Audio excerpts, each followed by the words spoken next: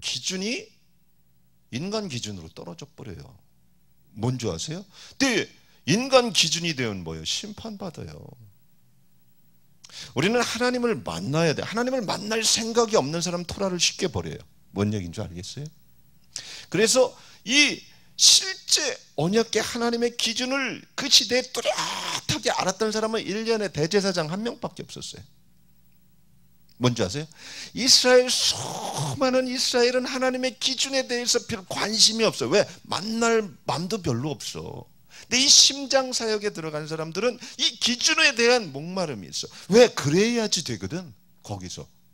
근데 그 사람이 한 명인데 아주 극소수인데 그 해의 죄를 사해 줄 수 있는 하나님의 하트와 하나님의 기준을 가진 사람이에요.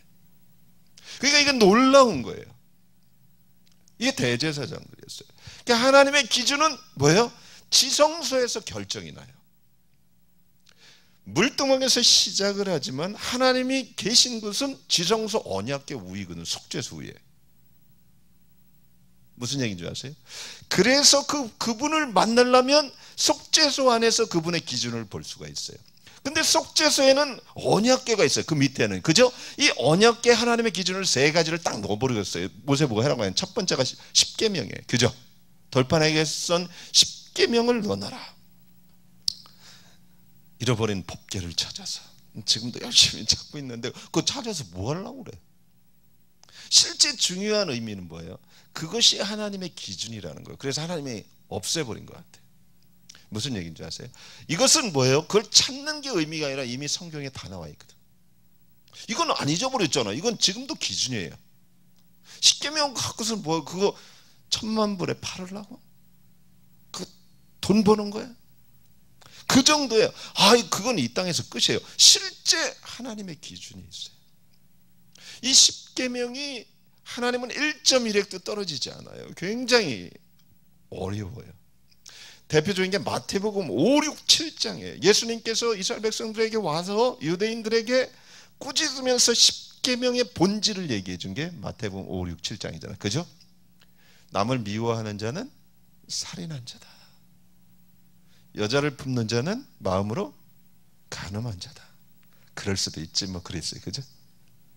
젊을 때 그럴 수도 있는 거야. 남을 미워할 수도 있죠. 그러지 않았어요. 10계명을 풀어져 버렸어요. 그 정도로 하나님의 기준이 커요. 그래서 요한일서 2장에 이런 말을 해요. 저는 우리 죄를 위한 화목제물이는 우리만 위할 뿐 아니라 온 세상의 죄를, 여기서도 또 온 세상의 죄라고 얘기해요.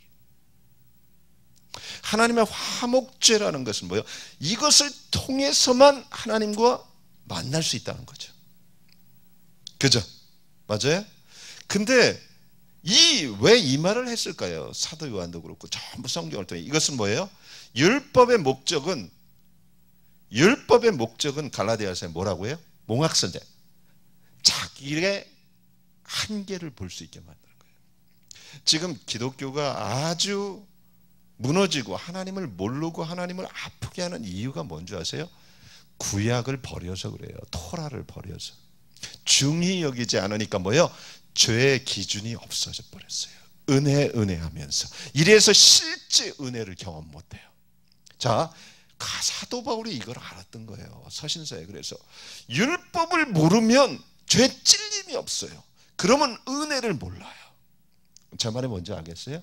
토라를 버려버리잖아요. 말씀을 버려버리면 예수 그리스도의 은혜의 가치가 떨어져 버려요. 회개가 뭔지 모르고요. 하나님의 심판의 기준을 몰라요.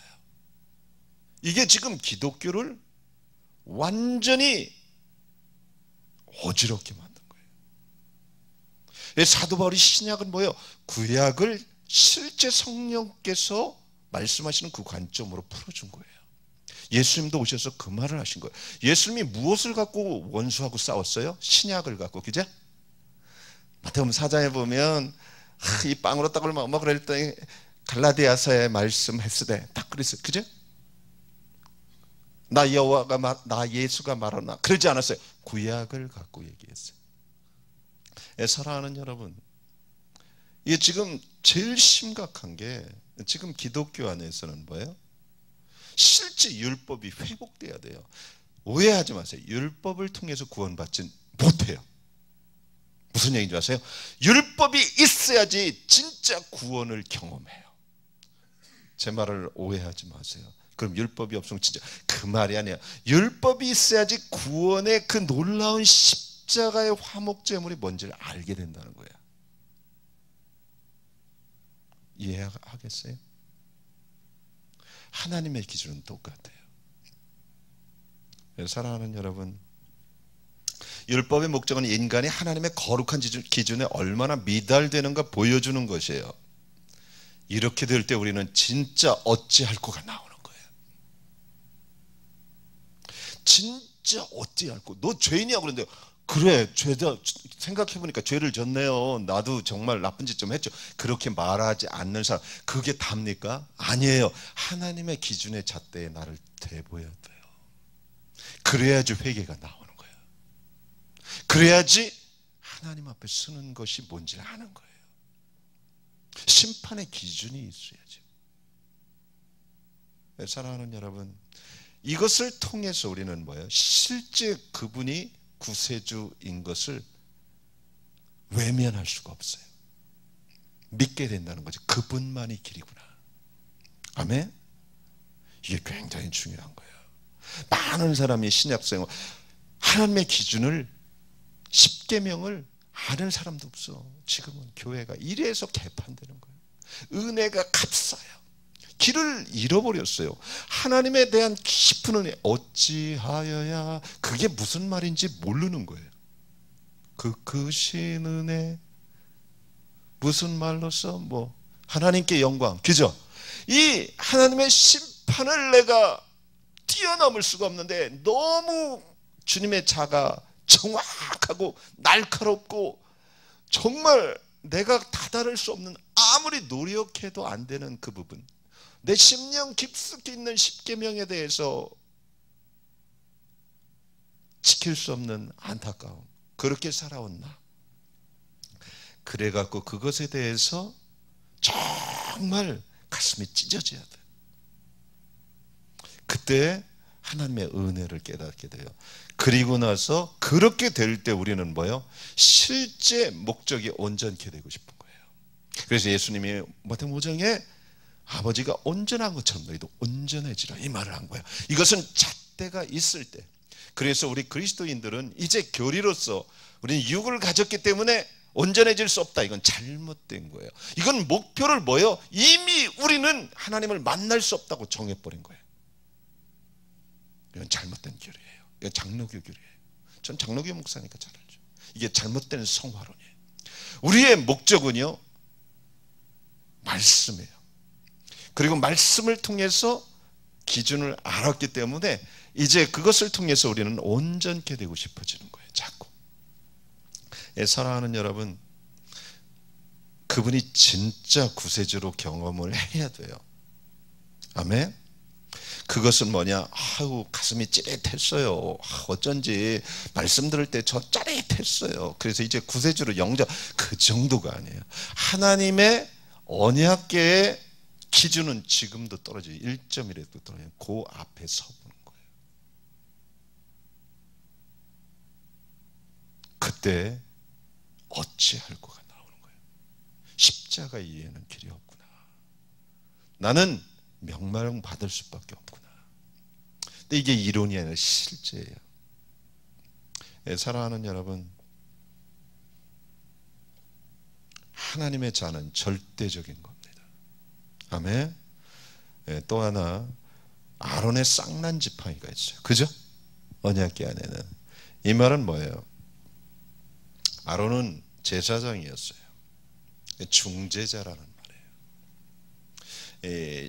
성막을 통해서 하나님의 얼굴을 흐릿하던 하나님의 얼굴을 뚜렷하게 봐주게 하는데요. 성막 자체가 예수 그리스도를 의미하기 때문에 그래요. 제가 그랬어요. 66권을 OHP다. 또 OHP라. 그래 괜찮아.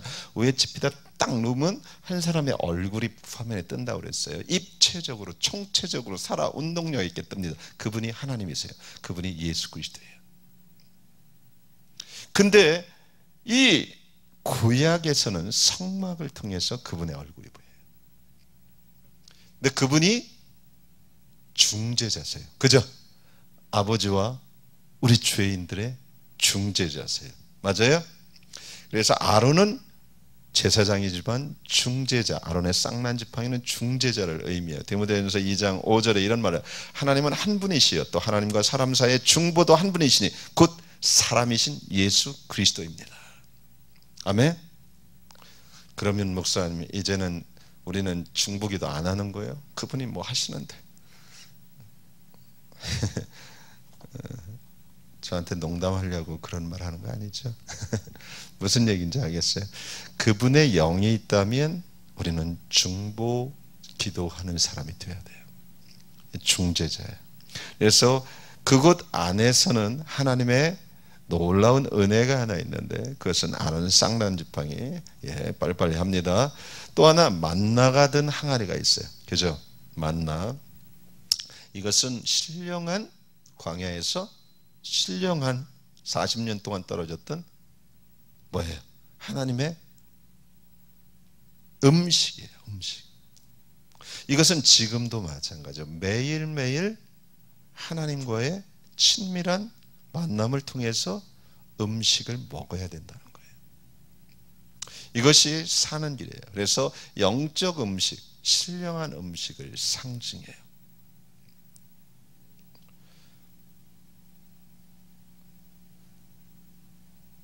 언약궤를 성막을 통해서 신약 곳곳에서 아주 중요한 의미를 말씀하는데, 로마서 3장 26절에 보면 자기도 의로우시고 또한 예수 믿는 자를 의롭다 하려 하심이라.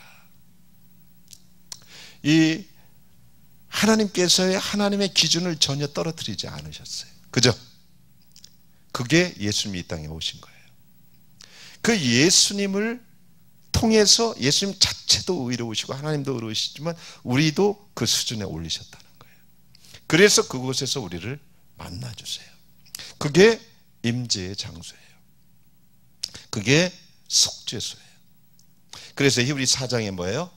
그러므로 때를 따라 돕는 은혜를 얻기 위하여 어디로 나가라고 했어요? 은혜의 보좌 앞에 담대히 나가라고 그런 말을 한 거예요. 누구에게? 지금 예수 그리스도의 놀라운 은혜를 경험한 사람들에게 말하고 있는 거예요. 교회에게. 이것이 굉장히 중요해요. 자, 그렇다면 이 성막은 구약의 광야에서만 있었나? 아니요. 이 성막이 실제는 지금의 우리의 교회라고 보면 돼요. 이 교회는 어디예요? 우리의 몸이에요. 너희가 하나님의 성전인 것과 하나님의 성령이 너희 안에 거하시는지를 알지 못하는, 성전이 된 이유는 뭐예요? 하나님이 계시기 때문에 그래요. 성막이 된 이유는 속죄소가 있기 때문에 그래요. 무슨 얘기인 줄 아세요? 하나님이 거할 곳을 오늘 읽은 대로 만드셨거든요. 성막의 목적은 하나님이 거하시는 곳이에요. 근데 지금 성전이 그렇잖아요. 그러니까 우리가 실제는 구약의 성막의 모양이에요. 이것을 저희가 점점 가면서 좀 더 구체적으로 점점 풀어줄 텐데요. 사람은 세 가지 분류로 되어 있어요. 그죠? 영, 혼, 육. 그래서 성막의 바깥들은 밖에서 보면 볼품이 없어요. 이사야 53장에 뭐라고 그래요? 그분은 어떻다고 해요? 보기에 흠모할 만한 것이 없어요. 우리도 그렇죠. 아니에요? 멋있어요? 뭐 그런 소리 들으면 자존심 상해. 그래도 나는 괜찮은데. 예, 이 겉모습, 육은요 사실 세상이 볼 수 있는 곳이에요. 이 성막의 겉모습도 이방인이 볼 수 있어요. 하지만 매력이 없고 그 안에를 몰라요. 우리 육도 마찬가지예요. 그래서 겉모습만 봐서는 우리가 뭐예요? 속아요. 무슨 얘기인 줄 알겠어요? 근데 이 영혼 육이 있듯이 이 바깥들 역할을 하는 게 겉모습, 육이에요. 이 얘기는 제가 점점 깊이 할 테니까 쭉 들어갑니다. 그 다음에 성소가 있어요. 이 성소는 뭐예요? 제사장들이 들어가는 곳이에요. 그죠? 이 성소는 이 바깥을 통해 번제단을 통해서 들어가는데 이제 그림이 나중에 이렇게 볼 기회가 있으면 보여줄게요. 또 여러분 다 봤을 거예요. 그 안에 가면 세 가지가 있어요. 뭐가 있죠?